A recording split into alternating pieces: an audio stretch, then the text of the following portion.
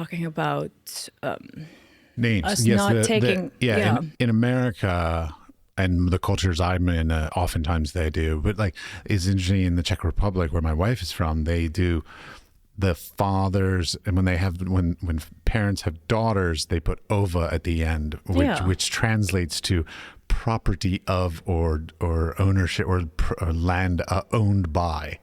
But what if it's a boy? They do not get an ova. Yeah, it's and so could you choose sexist. It now? Yeah, it's really sexist. It's completely sexist. Wow. No, what I haven't understood is that you take your spouse's name, and then like everything changes. Like you want to find someone that was with you in school, and then it's just her name has been changed. I think it's really weird. Then it's like you. Well, traditionally, like, okay, so like I'll take my mother, for example. Her name, she was born Anne Elizabeth Stahl. She then got married to Timothy Doles. And so her like legal name is Anne Stahl Doles. So she takes her born last name and makes it into her middle name, and then her married name becomes her last name. Yeah, but it still is a different name. It is. It totally is. Yeah. No, I mean, with social media and stuff, it's a pain in the ass to try and find people really you went to school with because they all got married, or I should say women, because they all got married and they changed their names. Yeah. Yes, agreed. And then if they get divorced, then they have to change it again. I mean, it's like a whole, I don't know. It really has confused me.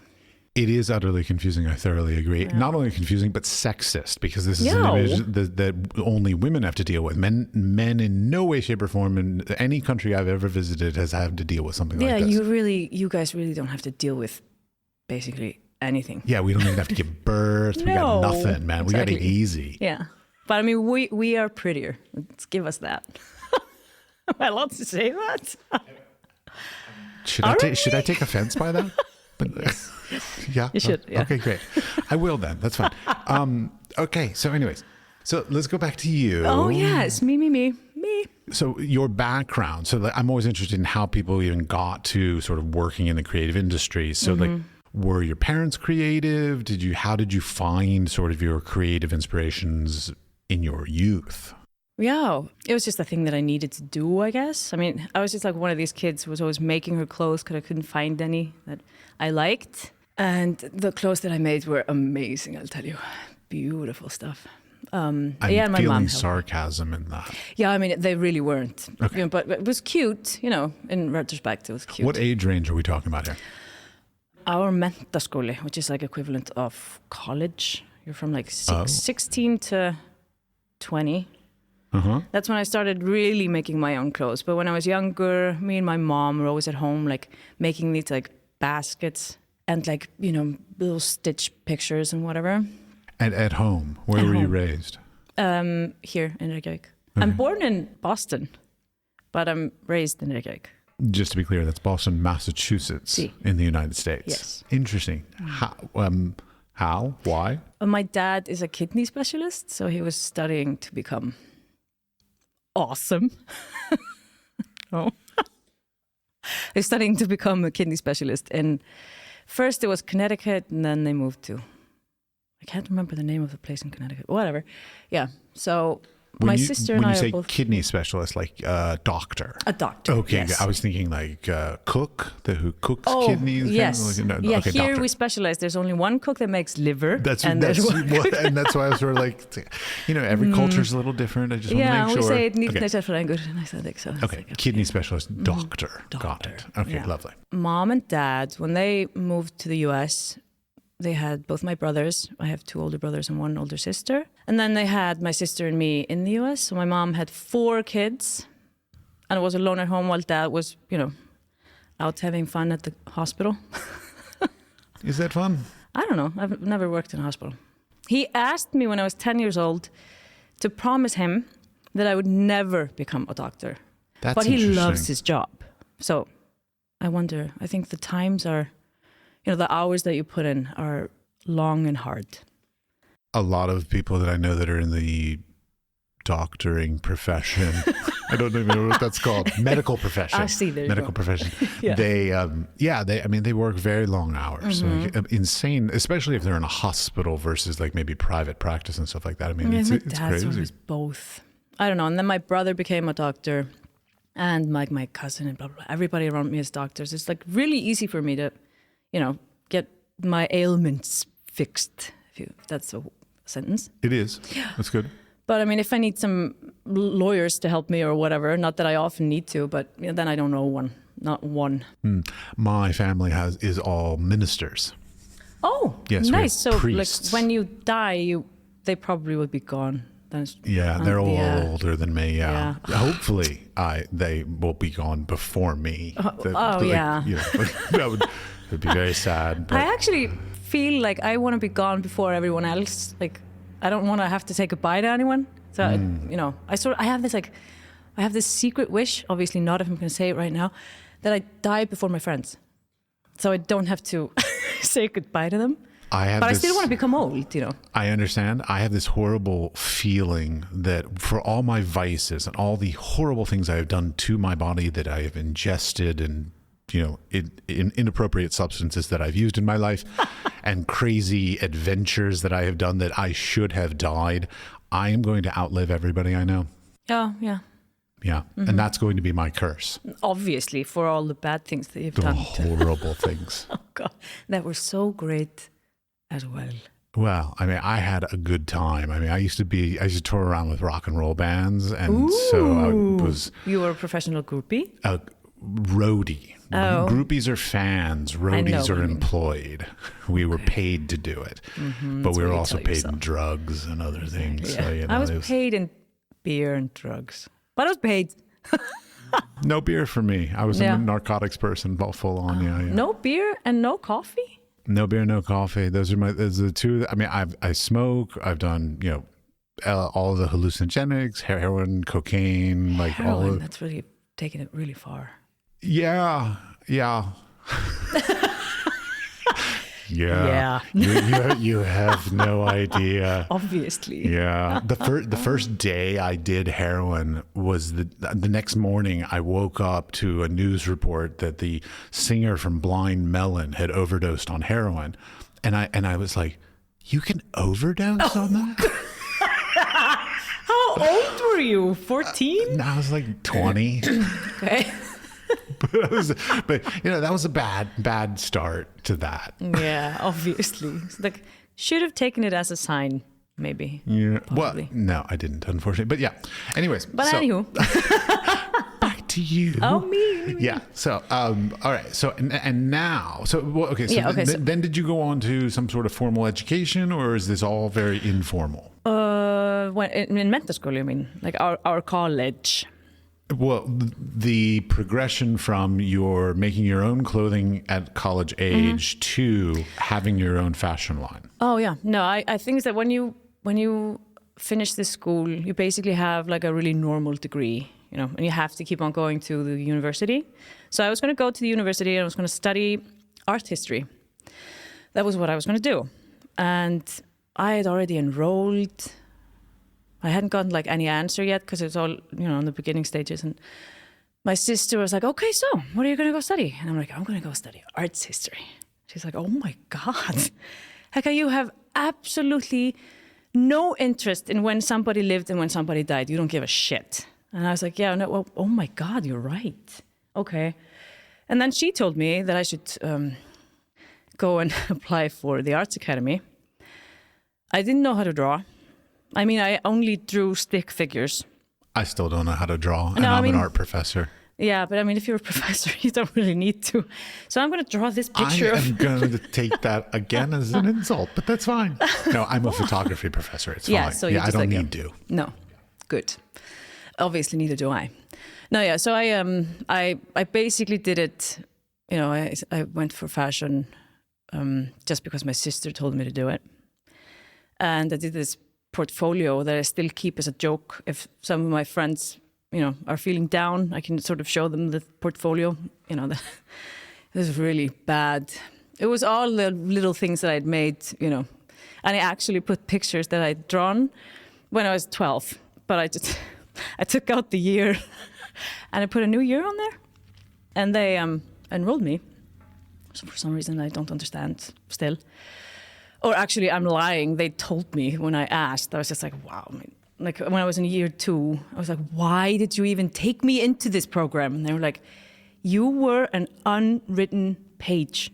Like, it was so interesting. You had absolutely no idea. And I still really don't. I don't really read like books on fashion or, because fashion in its whole existence really doesn't interest me. I find it really, I'm not really going to say any words, but I'm not that into fashion. Well, that's a dilemma that a lot of creative people run into. It doesn't really matter what industry they're in particular, but like it's the nature of like looking at what other people are doing and or being aware of what the history is. Is that important? Like, is that necessary? I feel now that it really isn't. I mean, like for me, when I do, because I have 2 fashion labels, and one of them is like a heritage label and the other one is not. And the one that I started on is called Helicopter. And it's basically just a play on my name, if you remember my name, Helga Lilja. So it's Heli. Copter. Right? Okay. And basically, I mean, it's the thought of like, if nobody else can get there, the helicopter can. All right. Sort of. Sure. Yeah. And that one, that's sort of like a biannual thing where I do whatever I feel like I want to do, but without looking at what other people are doing. Because if I constantly think about if green is going to be in for the summer of whatever, because they seem to have to like design something and then, it's going to be there in like 1.5 years. I mean, really, like I'm not going to buy into some trend forecasting thing just so like someone can tell me that purple's in when I don't really like purple. You don't need to buy into that. Pantone does color of the year. So like you can just but that's the color of the year. Like, what about the color of the year, like in 1.5, Yeah, like it has to be. And that's what a lot of people don't understand is like fashion like has to be planned far in advance. So far. Yeah, you can't just be like, oh, look, this is in the news today. I should make something that's available tomorrow. Yeah, but I mean, that's sort of, it's being changed now. But like when I was studying from 2012. I graduated 2016. No, 2013 to 16. Okay, you're making me feel old also. All right. It makes me feel really old. I graduated from my master's degree in 2001. Okay. Yeah, you should really feel old. It's okay. Take offense. It's fine. I will. Yeah. No, okay. So I went to this school and had the hardest time ever. It was so hard, I have to admit. And then I decided, because it's 3 years, I decided for my last year to go to exchange program to Rietveld in Amsterdam. And then I actually figured out why the Arts Academy in Iceland had been so hard. It's because they wanted me to be a fashion bitch. But I'm streetwear. I would need some definitions on that. I'm not sure what the difference between fashion bitch nor streetwear would be. Oh yeah, it was sort of like high fashion, doing the things that you see go down the runway, seeing the really interesting shapes and something that maybe doesn't really look good on the body, but it's really interesting to look at. Okay, that's fashion versus, bitch. Yeah, I mean, maybe we have to, I didn't really say that. I didn't mean that you're not bitches if that's what you do. Yeah, but I mean, I just figured out that I don't do high fashion. I am not, I'm not in this, kind of that world. Yeah, no, it's one of those things that it's always interesting to me because like there's oftentimes these pressures in whatever part of the thing is to fit into something or be part of something, and sometimes like where somebody's pushing you to or encouraging you or even teaching you to be might not be the right place for you, but they don't know that, only you know that, and like it takes time and mistakes to figure out sort of what was like, that was not right for me. Yeah, but the thing is, it's also, I mean, my teacher really, they knew, they just didn't want me to go there because they thought it was lazy. They wanted me to try all the other things before I would become what I obviously was going to be if I was going to keep on in the world, because you can like finish this study and then just go and be, a captain or whatever. To be specific, I would do the same thing. I would do the same thing, yeah. Right? As a professor, it's schooling as a professor, so I'm going to take the opposite side of your issues, is that I'm going to play devil's advocate here. In school, you're supposed to be exposed to as many different sort of ideas and lineages and histories and processes and stuff like that, so that when you leave, not only do you know what you want to do, but you also, to a certain extent, know what you do not want to do, because you were sort of forced to do things that you were like, I hate this. But that's part of education. Sort of like you can totally take something out of that, all that stuff that you learned, and like, put it effortlessly and seamlessly into whatever endeavors you. Well, like, I've defined my career not by my successes but by my failures. Like, at this point, what I've realized is I know so many things that I do not want to do, which is better. I mean, if you don't want to, right? But yet I haven't found exactly what I do want to do. I love teaching, I enjoy doing the podcast, I love making my art, but like, I'm not sure how to like put that all together. But aren't you? I hope I am. I think you are. I don't know. Be proud. I'm trying, but like, post-pandemic, it's a bit sort of like trying to come out of a depressional funk kind of thing. I went to my psychiatrist, right? That's the word, the other day. Psychiatrist, psychologist. Psychiatrist gives medication. Psychologist is just talking to. Okay. Psychologist? Yeah. So I went to see this lady that I sometimes go to and cry. Counselor. Some people like counselor. No, it's not a counselor. Whatever. Therapist? Therapist. There's the word. I went to my therapist the other day. And you are better for it. Right, thanks. You're welcome. And she said, because it's like a whole building full of therapists. And she was like, yeah, so we have never been so busy. Like the whole, like every room in every building, like, you know what I mean? In the whole building is like occupied every minute of the day. And it wasn't like this, but we're in a bad place after this shit show that has been the last 3 years or 2 years. I don't know. Well, it was funny. Like during it, I didn't really have a problem. It's now coming out of That's the thing. That I'm suddenly like, oh, I'm so out of practice. Okay, so now you know what it's like to live in Iceland in the wintertime. It is exactly like this, because you're like, there's constant wind and there's constant dark. And you're like, oh, I'm fine. Yeah, no, I'm fine. And then come January, you're still like, I'm fine. And then February, you still think you're fine. And then when the sun comes properly back, you're like, oh, wait a minute, I haven't been fine. This is fine, And it's that's basically like COVID. Well, okay, to try and take that back to the business nature of it, like, so like, do things like shut down? So like, okay, you run a retail store as well as, of course, an online store and all these other things, but like, is business consistent throughout the year? Do people come in the retail stores? Like, I don't know. I'm coming as a stupid foreigner, like assuming basically people don't leave their houses for months in the year in the wintertime. Oh, no, we do. Okay. Yeah. So, no. I mean, of course, it's like there's more people over like the Christmas time or whatever. And like now it's more like graduation season, whatever. But people come to retail stores, yes. And they even come to the Harbor District like we are in right now. Yeah. Okay. Yeah. So let's take a step back here. So you have your showroom. Trying to think of that word. The showroom. Your retail shop, showroom. You're in this renovated harbor district. So like, give the listeners a little bit about like sort of this renovated harbor district. Oh yeah, I think. Okay, so like the only way to say this is like one of my professors in school. She was one of the first persons to open up anything in these houses that we're in, which is, it's called the verbúð. It's basically where they fixed the nets and fixed the boats and probably smoked a lot of cigarettes and had fun. You say houses. Is this not a house? No. It's a warehouse. A warehouse. A warehouse. Okay. A line of warehouses. Yeah, it's a dock warehouse. It looks like it used to be one big warehouse and it's been chopped into smaller compartments, basically. Yeah, no, but probably not, because I actually think this was built like this. Actually, I know this was built because it's a landfill behind this one, so it used to be only sea, like beyond this point. That's why this is shaped like this. You do know nobody can see the hand gestures you're doing. Right. I'm showing you. You can see it. I know. So this is the shape.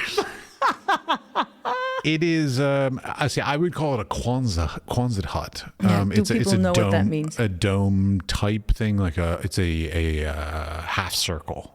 Yeah, and it was basically to protect the harbor from sea, like the sea from this side. And the wind and everything else. Yeah.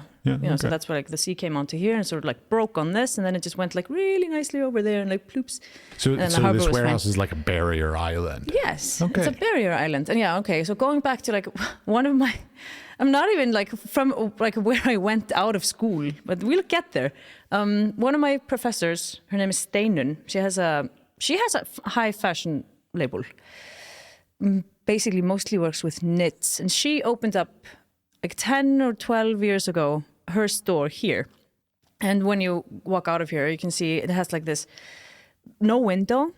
Basically it only has this like a picture of a knit art thing, whatever, and her name's Steinun.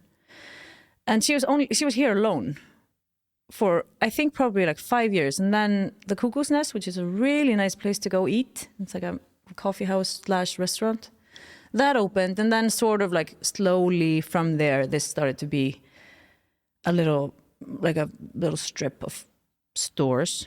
Well, cities often do this kind of stuff. I mean, oftentimes it's like it's a hand in hand. Like I have this old story, like New York and Miami and a couple other major cities in the United States. Basically, what happens is there'll be an old warehouse district, and then what will happen is like the young creatives and the homosexuals will move in. They will sort of upgrade it. They'll make it nicer. They'll make it posh. They'll make it the place to be, and then artistic businesses will move in there, and then a developer will say, oh, look, that's very popular. And then they'll come in and basically buy the place up, renovate it, and make it into crap. Exactly. I know. But I mean, that hasn't happened here yet. It's great. But of course, they're like here on the right side, as everyone can see, I'm pointing over to the right side. There's like there's a little, really ugly house, super ugly houses. Let's give it that. And that they're actually going to demolish. Museum of Whales also. Oh yeah, it's in front of there. Yeah. The whale museum. Yeah. But I mean, and they're probably going to do everything they can to ruin this in like 5 years' time. But let's enjoy it while it's like this. It's the normal evolution of most cities, though. So like, it just is. Yeah, I know. But yeah, so Steinun is the first one to open here, and then I think it's 1.5 years ago that we saw that this was going to be rented out. This used to be a cheese shop. This little space here, we had to go through this like really long application period where we were competing against these 27 other companies that were trying to get in here. Okay, for a little bit. Of course we won. Yeah, well, so for a little clarification, who runs this? Is this like run by the port or the city or the? Okay, so it's by the port. Okay, yeah. That makes sense. I mean, because the port is a sort of a big corporation, I would imagine here. Yeah. Mm-hmm. Okay. Yeah. No, yeah, but we had to charm these guys, and they obviously found us very charming, and yeah, that's why we're here, and we love it. I mean, just look at this place; it's crazy. It is. It's and over here, this is one of the oldest. Pointing across the street. Oh yeah, from across the street to the left side over here. If everyone would look, there's no relationship of left to right in the audio, but so across the street from her shop, there is one of the oldest restaurants in Iceland. Every day at 8 a.m, these guys meet there and discuss politics. Oh yes, and every small town has that as well. Like I used to live in a place called Wilmington, North Carolina, and there was this place called MOI, Middle of the Island, and every morning the local politicians and the local troublemakers would all meet. And these are actually all old fishermen. They used to work together, and this was their cafeteria. Troublemakers. No, I mean, they really are. But the thing is that I have a heritage label that is called Bið að heilsa niðri slipp, or Barnes, and it means greetings to the shipyard. I'll link to this in the show notes, so you don't have to try and spell that. It's barnes.org. It's BAHNS. Yeah, so it's a heritage label that is basically, it's like a little ode to the sea. So, and just like fishermen altogether. So there's one pattern in all of the clothing, and it's the light signals from the cardinal buoys. So they make like different signals indicating which cardinal direction. How do you say this? Like south, north, east, or west? You got that right. It took it there. It took a second, but you got it. Got there. You got it. Yeah, so that's basically the pattern of the clothing. So I thought it was really funny, or just like a nice thing to have a photo shoot with these guys. And I've never talked to them, but this is like my place where I go to have coffee in the morning and sometimes beer in the afternoon. And So one morning I went there with my photographer and I basically just took a few sweaters and had them put them on. And it was so cute. They loved it. And they still love me. They're like, hi, it's the sweater girl. All these old men. It was really Don't cute. they do the tee-hee? They don't do No, it. okay, yeah. No. But you hope they do. It's sort of like you wish they do that when you turn around. No, we can see it on their faces. They're just like, oh, there she is, our friend. Okay. No, okay. Well, with that, okay. So going back to your lines of clothing. So you have chosen to do 2 separate lines of clothing. So you have your streetwear, and then you also have your, what do you call it? Traditional? No. Oh, yeah, it's basically a heritage. Yeah. Why? Okay.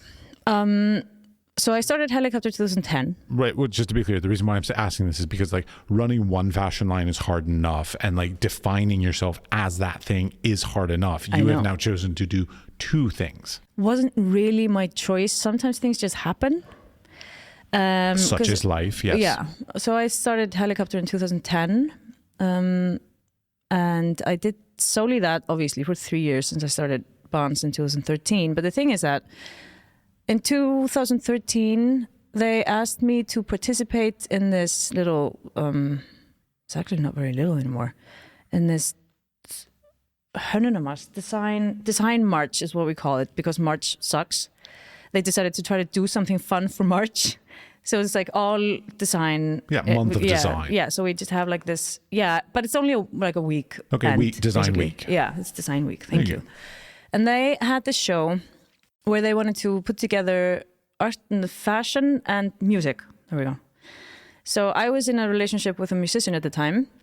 And I was like, okay, obviously we're going to do something. And he's like, okay, but we're not going to do something like a video or, a song or something. Let's do something different. And I'm like, okay. Let's start a label. So there. And I was like, okay, really? Like, I already have a label, isn't that? Like, he was like, yeah, it's just a joke. Let's just do it. So we started to work on this concept.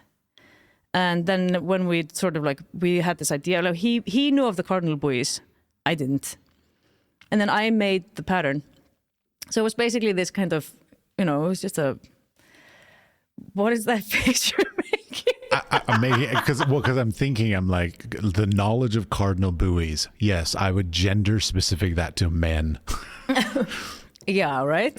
I cannot imagine. I mean, don't get me wrong. I am a man, but I'm not that manly, and so I don't know the cardinal signals, but I'm aware of them. Yeah. I'm aware they exist. Yeah. But if you asked me to draw them, I would not be able to do that. Well, I think I could now. Okay, I should hope so. You have an entire line of clothing based on them. Yeah, true. Okay.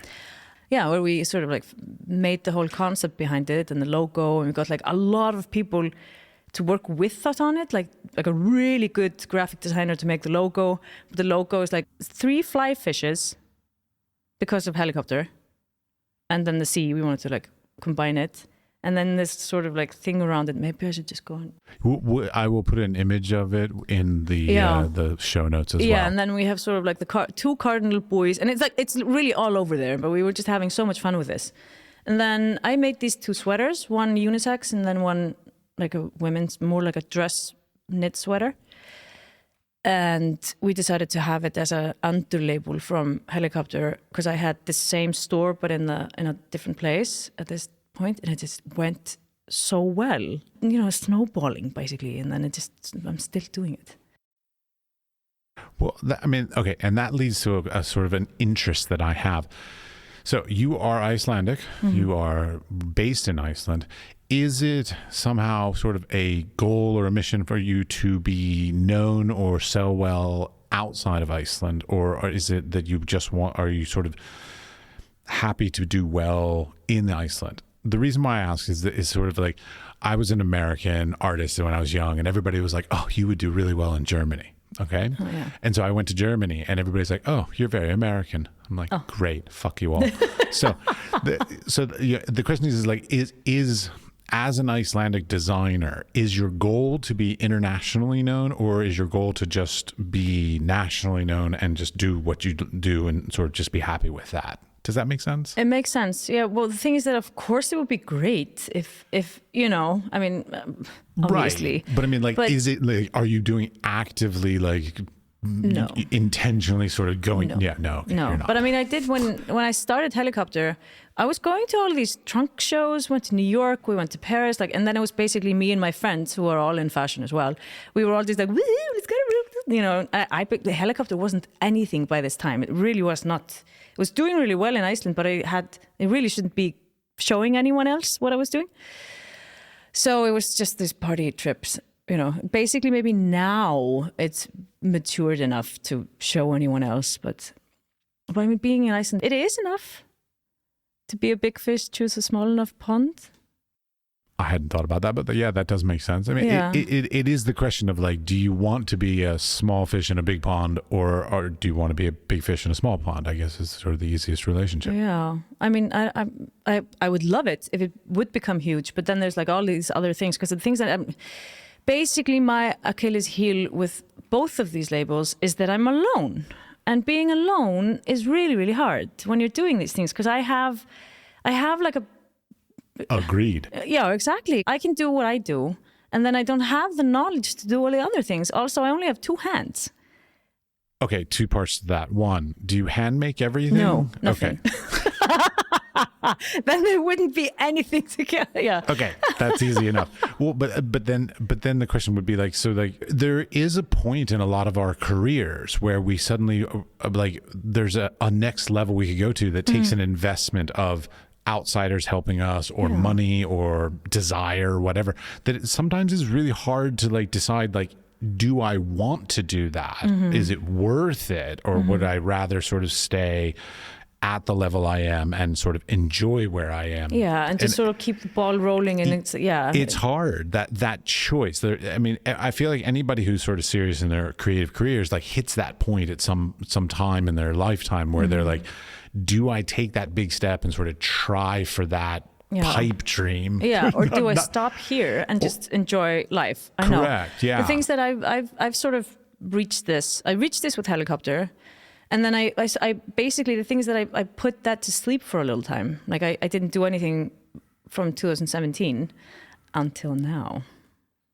Da-na-na-na. What's happening now? I'm relaunching it. Yay! Right? Too loud? You can... Yeah, kind of, but it's all right. I can deal with it. Yeah. Yeah, I'm relaunching it because I just all of a sudden became so inspired that I couldn't keep it down anymore, basically. Well, I guess the question would be, going back, what happened in 2017 that made you sort of slow down? And then what happened again that sort of brought you back to it? No, yeah, because I moved to Berlin for 3 years. In? 2014 to 17, I think. Okay. Yeah. Yeah. And 2013, I went to south of France there for 4 months to stay in this tiny, tiny village called Ampus. It's 60 kilometers north of Cannes. I was there with that said man. Musician. We're not together anymore. We'll just call him musician. Let's call him musician. Yeah, and we were there for 4 months basically because we could. And I really, really wanted to try to live somewhere else than this godforsaken island. So we went to this tiny place in the middle of nowhere. We had to drive for 1.5 hours in a car just to go to a supermarket. But it was great. It was a really great time. And then we went from there and moved to Berlin. I'm trying to answer why I stopped doing Helicopter. I had been doing it for a while, obviously. And I found myself making stuff that I didn't want to wear. It was going really well in Iceland, and I was constantly catering someone else's needs. And at this time, I was sort of at standstill in my relationship as well. And I really didn't want to keep on going there in that direction. So somehow I just ended both at the same time. And then I started, focusing more on bonds because it had more potential to actually become something. And now I have been focusing on it for this 4 years solely focusing only on bonds and having a kid, obviously. And I don't nothing know why obvious that was, about it, just because I talked about it earlier. How was that obvious? That is not obvious. But, no, okay. yeah. There was it was like a series of decisions made in my life. And yeah, I didn't want to do helicopter again unless I was doing it for myself.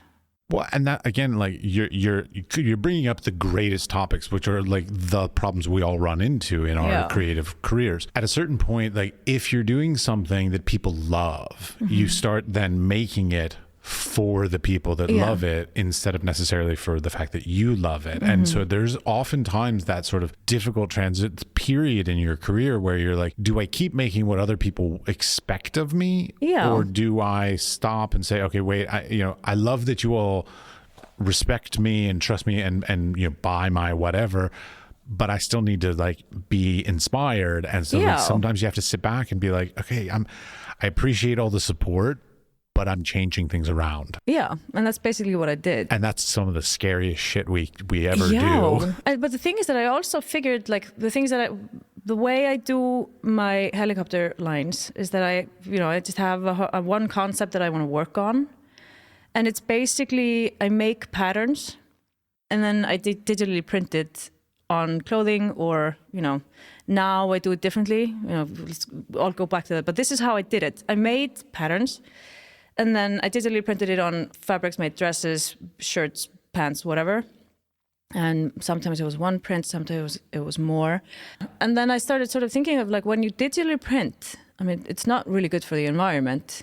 And then there's so much clippings, there's so much stuff that goes to trash. And it's like, I couldn't think of it anymore. So I'm trying to figure out other ways to do this. So for me at this point was just knitting.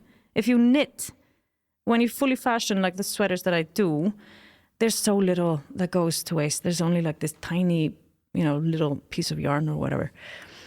So, yeah, that's sort of, yeah. I've noticed, so I've been here for only a couple of days, but like I've noticed that Iceland seems to be very ecologically minded. I'm fully aware about the geothermal power and all that kind of stuff, but beyond that stuff, so like your infrastructure stuff, in the day-to-day, I feel like, sounds really bad, the place I'm staying, not the nicest place in the world. Where? I'm not going to say the name, but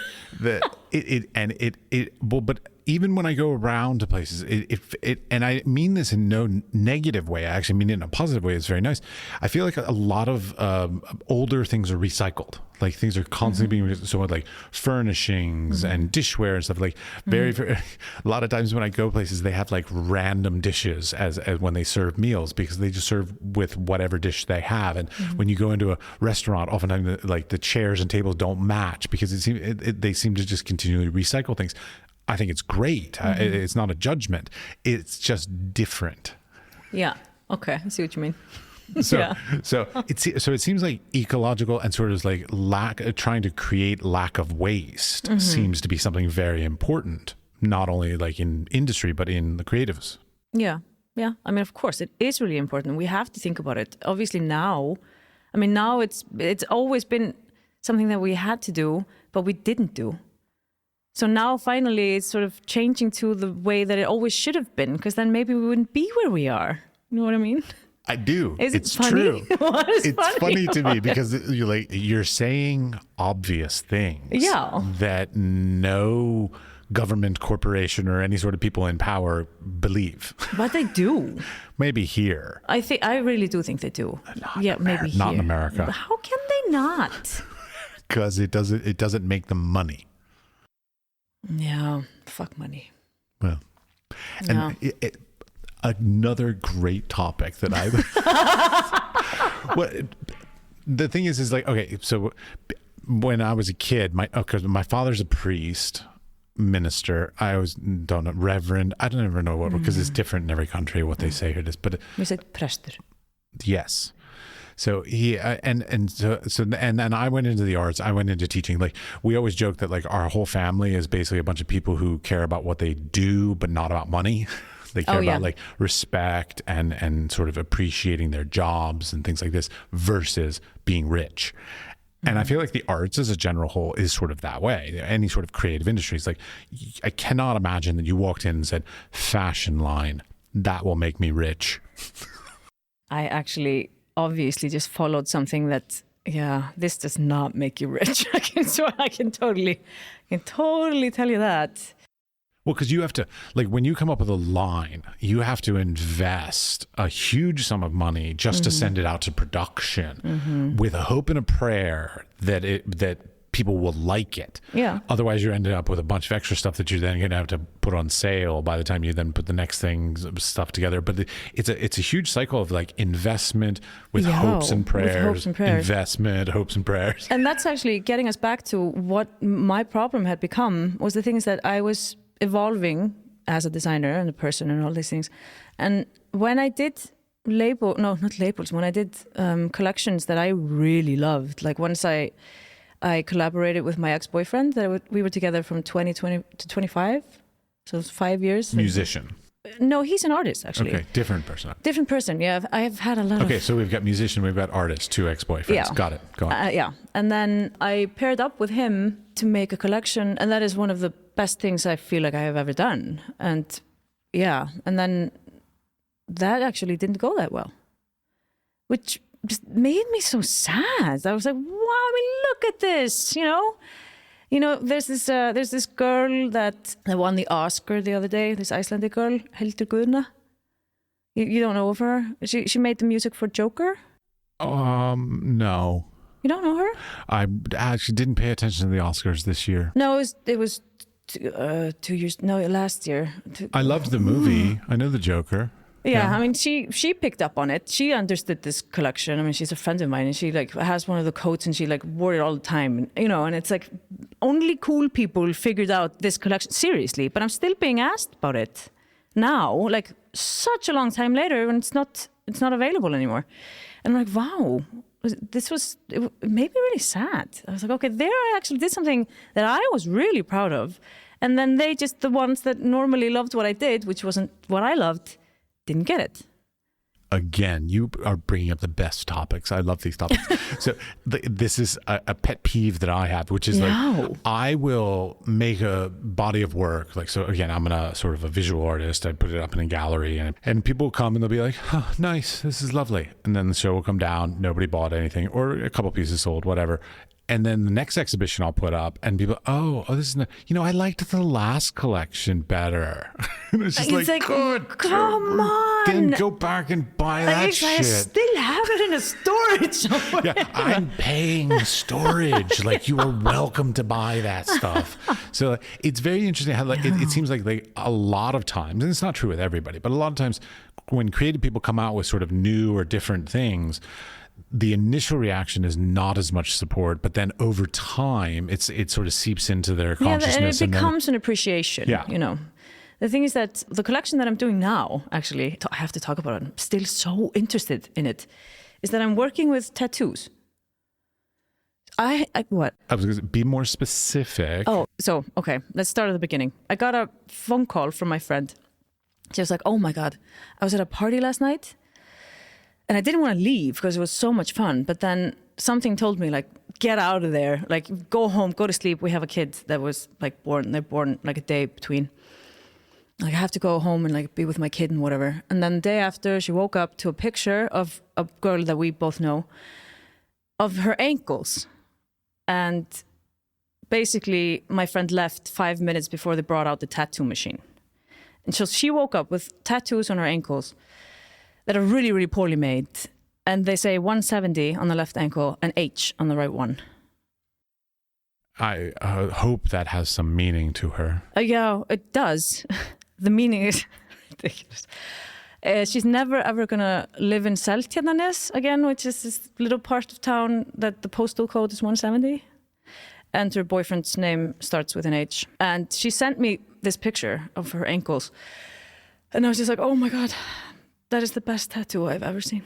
And it's just so ridiculous. And then I was just like, okay, so, put it away. And then like always like a week later, I was like, wow, 170H. Wow, that is so random. And it just kept coming up until I was like, okay, I can't fight this anymore. I think it's still the coolest tattoo I've ever seen. It's so cool. But the girl hates it. But I told her that if she ever removes it, I'm just going to put it on me because this has to live. But yeah, so I started thinking of like random people's tattoos. Like, people have such funny tattoos. Oh yes, they do. Yeah, and then for better or for worse. For better or for worse, exactly. But then I just have these memories of people, my friends, and like, you know, it's not maybe like close friends, but my acquaintances or whatever, of their tattoos. So I just started collecting them. And one of them is the girl that I talked about earlier, Hildur Gunna. She has one of the tattoos, which is like a stick figure guy on her arm, which is just, it's such a ridiculously stupid little tattoo. And then this guy that has all of these stick and poke tattoos, which are, one is a lightning and one is like a really, really long fork on his hand. I'm sorry, stick and poke? Stick and poke. Oh, so like hand done. Yeah. Okay. And I think like most of those have just been made from his, like by his friend or whatever. So I collected all these tattoos and I asked people if I was allowed to make a clothing line out of it. And I talked about it with my friends and they were like, nobody's going to let you do that. I'm like, okay, well, watch me. And that's the whole collection is that I... Are you sure you don't need lawyers? I talked to all of them. Okay. I have consent. I have all the... Yeah, so that's basically what it is. It's called 170H and it's a quirky little tattoo line. And that's mostly embroidered. There is one dress that is digitally printed, but it's mostly embroidered. Because then you don't I'm trying really hard to push back on try different mediums. Like, because I was so stuck in the digital printing, I'm trying to do something different, which isn't as polluting as the digitally print. But it happens really slowly because you sort of fall into the same rut as you were before. And I'm trying to pull myself out of it. But yeah, one step at a time. It's hard to change mediums, I guess, because I would call that changing mediums in a way, because I mean you're literally going into a completely new thing that you sort of, I mean, maybe, I don't know if you need to master it because now there are machines that can do embroidery. Yeah, I really and stuff don't like have to embroider myself. No. Yeah. So it's not a handcraft anymore necessarily, but it's a whole different sort of aspect of the industry. It's not, that's like me as a photographer just suddenly saying like, oh, I'm going to be a screen printer. Like, yeah, exactly. It's a totally different thing, even though the results could look exactly the same or have the same sort of output, much like yours is. So how is that experience of changing mediums going for you? Super fun. Yeah? Yeah, it's really fun. And what I'm making now, I mean, I had to work with different kinds of fabrics as well. And it's really, I don't know, I'm really proud of this collection. It's fun, it's quirky. I want to wear every single thing in the collection. That was sort of, my prerogative, however you say. Prerogative was to do it for myself. And I wish you good luck with that. Oh, thanks. Yeah, I mean, that's what we all want to be doing. We want to make things that we want to own, kind of stuff as creative people. But that isn't always financially successful, unfortunately. No, but then it's really interesting to see, because I've been asked when we opened the store 1.5 years ago, and people sort of know that Helicopter used to be in this store. So people are still coming in and asking like, "Where's Helicopter?" And I'm like, "Yeah, it hasn't been available since 2017, but it's coming back." And I'm so interested to see what my old customers are going to say about this. Because I just have like this silk suit with these quirky little embroidery tattoo things. I don't know what they're going to say. If they're going to be just like, what are you? It's interesting. It's nerve-wracking in many ways. It really is, I mean, I was a photographer for going on 25 years. And so everybody knows me as a photographer. Yeah. And I don't even own a camera anymore. So I'm now... doing other things. Well, okay, I own a cell phone with a camera. That's not the same. Really not the same. But yeah, I know. Well, I mean, sure, I own old film cameras and Polaroids and things like that, but I don't use them. That's owning a camera. Yeah, but I don't use them. You will. I haven't pulled out a professional camera in almost 5 years. But I paint-ish, collage. I do all kinds of different things. And this is what that's why I'm asking about this sort of transition.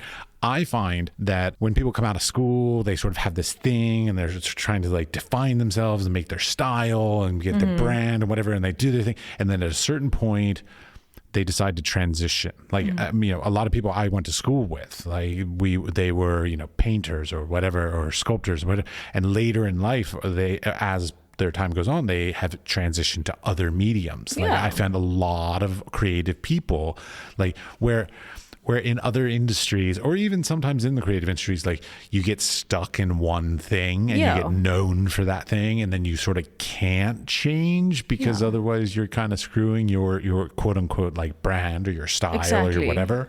The image. But then there are a lot of these other people, such as I guess at this point you and me, who sort of grow and change and evolve into something else over the course of their careers. That could be beneficial or detrimental, and you will never know until you do it. Exactly. But you will never know until you do it, but you'll never know until you do it, and then 5 years. Yeah, okay, great. Okay, so we'll meet again in 5 years. Well, but it's true because, because like initially when you come out, people are going to react and they're like either going to love it or they're going to hate it, and then there'll be a lull, and then it's like 5 years later, if they're still thinking about it and still and then still buying your stuff after 5 years, then you know you transitioned well, or you evolved well. But it's also, I mean, I know what you mean, but if you're like, okay, no, this didn't work, so like 5 years later, you're like, I didn't evolve very well, did I? And that was a bad evolving. Okay, yeah, I try not to use the words like bad, wrong. No. But you can continue to evolve, so it was an evolution, and then you can continue to change it over the next couple of years as well. Yeah. So like it's not, none of this stuff is, well, I guess it is kind of etched in stone because you make it into a piece of fabric and people like it or they don't. Yeah. But your lifetime and your career is sort of not etched in stone. Like you can continually change and flow and sort of follow things. Yeah, which reminds me of one story, because you asked me about my background. So my grandmother was a composer. She's passed, and she was a really big one. Like, she went to Juilliard. She went she was a huge lady, and a big inspiration to me. She was she went to this nursing home, stayed there for a really long time because she just really didn't want to leave. She loved living. And my mom, she became 99. And my mom, when my grandmother was 98, she was always like pushing her to the piano. She was always playing. And then she was like, Lovisa, which is my mother's name, do you want to hear my newest song? She was 98. And I was like, yes, I would love to. And she plays this little doodle, this little melody. And my mom was like, well, that's really different from everything else you've ever made. She was like, yeah, I'm not going to stop now. And she's 98, and she was like, there's no way I'm not going to keep on like evolving. And this is one thing that I hold really dear. I'm like, of course, why would you stop? Like, even though it's, your last or whatever. Oh, yeah. I have never gotten to hear that little melody. Just let's keep that. She didn't record it? No. That's so sad. I'm not. My mother said that it really wasn't something that, anyone was supposed to hear. She was like, she had this like really big kind of, songs. Yeah. I don't even know how to describe it. She was a big composer, let's say it that way. Like orchestral stuff, like big stuff? No, heavy. Okay. Like, yeah. And she made the first Icelandic ballet. Interesting. Yeah. So okay. Yeah. So you very much come from a creative family. Yeah. All right. Even though my dad is a kidney specialist. Creative in its own way. In food making. Yes. Medicinal kidney. God, so bad. Medicinal. He's a doctor. Yeah, we'll go with that. All right. So like wrapping this up. So any sort of advice for future listeners? So people who might be in some transitional period, some young people who might need some help with getting their fashion line off the ground, or any sort of things from your own experiences. Well, my experience of basically starting this was I didn't start doing it right away. I worked for another company for 3 years. It's called Nikita, and I got all of my basically like living knowledge, like the knowledge that makes you actually be able to do this, to manufacture, to talk to the manufacturers and all this, was learning from like firsthand. I would never advise anyone to go straight out of school and just jump in there. Rather get to know from the people who are doing it, as a living, and have, succeeded. Agreed. Yeah. I did lots of internships out of school. Unfortunately, none of my internships helped me in my career, but they helped me to tell me what I don't want to do in my career. And that's also really helpful. But I was working for a streetwear company, and that really, helped me a lot. And I got to travel a lot, and it was so much fun. Yeah, but that sort of made me know how to do it. It gave me the know-how, which is really important. Sorry, don't want to end it here because you just brought up something. So you were born and raised here, but you have left here. So one question that I do actually ask a lot of people who are in, and I apologize if you take it offensively, but like in remote locations, why did you leave and choose to come back? I don't know if it has to do with being like an island living person, what we call it, like a pirate. No, this island and the people that live here call you back. It's sort of like I always wanted to leave, and then when I was there, I missed it so much, and I just I couldn't see the sea every day. And to me, seeing the sea is sort of vital. I mean, in Berlin, you're in the middle of the city, and there are no hills, there's no mountains, there's nothing. And here, if you walk down the main street, you just look to the left, and you see the sea, and you see the mountains, you see Iceland, and it gives you so much. It's like the only way to be able to breathe, I feel. As good an answer as any. I mean, it's just one of those things, like, because I grew up in Washington, D.C., and I have no desire to go back there. No, but not even for mom and dad. Mom and dad don't live there anymore. No, so that's the funny thing about people in the U.S. You're sort of just like, you're born somewhere, but then you don't give a shit. You just go. My family was in the Washington, D.C. area because my father's job was there. And when his job was done, when he chose to retire, they moved somewhere else. Okay. And so, yes, I like going where my family is, but my family's not in Washington, D.C. Okay. So. Yeah, no. Yeah, but it's one of those weird things. Like one of the biggest mistakes, my therapy session that I do during this podcast here. But one of the biggest mistakes I learned in my career was that I did not have that foundational location. Right. That I returned to and sort of built my career from, basically. I kept moving. I literally just would move. And I find that the people who, when they're younger or when they get older and whatever, they return to a place where they have a support network, peer group, supporters, whatever it is, probably end up doing a little bit better in their careers than if they just, well, I mean, unless you let's say graduate college and you move somewhere and then you stayed there your whole life, that would work for you too. I've moved 19 times in my adult life. That's so often. I mean, I have moved between houses, yes. I mean, and I don't have, how do you have even a number? So 19 and a half times I have moved. I don't have a number. I think that sounds right. But some of that is still within a city. But even if it was within a city, it was to the other side of the city. So it might as well be a new city. But yeah, and to me, then, as my advice to listeners, like, that's a bad idea. Like having a foundational place, sort of a core group, a community, or whatever it is. In your case, it's Reykjavik. That is not necessarily where you stay all the time, but it is your foundational place that you built your support network, peers, buyers, whatever from. I feel like it's incredibly important for creative people, and I made that mistake in my life. Yeah, well, never too late to, I don't know. I'm looking for, it's funny, when I was a kid, okay, this is my little story. When I was a kid, I was doing a lot of drugs, and I went to my dad. My dad's a priest, and I said, "Dad, I need some help. Could you get me into a rehab program? I've been doing too much cocaine. I need help." And my dad just sits me down, and he tells me this whole little long story about like birds and nests. And he's like, when birds are born, they get out of the nest and they fly away. And some of them fly very short distance, and they sit there and they settle down, and that's where they stay the rest of their lives. Some birds fly and they try one nest, they don't like that nest. They try another nest, they don't like that one. They go to the third one, they find the third one's great for them. They stay there. Other birds will go and they'll fly to a nest and they don't like it. They fly to another nest, they don't like it. They fly to another nest and they don't like it. And they never find a place to call home. Doesn't make them any less of a bird. But what does that have to do with taking a lot of drugs?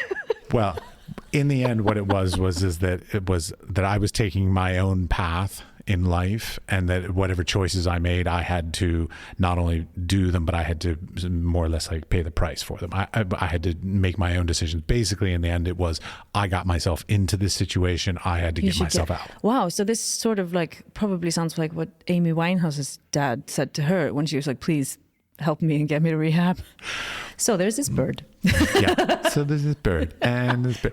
Yeah. So yeah, he did not get me into rehab, but I did clean up shortly thereafter, and regardless. But the point being is that like some people don't find their place, and some people it takes longer, some people whatever, and it doesn't make it right or wrong. But it's just as far as like building a career, it's more difficult. Yeah. It's not to say it's impossible. No, but it's more difficult. Yeah. Sorry, Dad, for telling that story. He probably loves it. It was a private story. So, yeah. Not anymore. It's okay. He doesn't listen to the podcast. So okay, good. So it's fine. Yeah. All right. Well, lovely. Thank you very much. Yeah, thank you.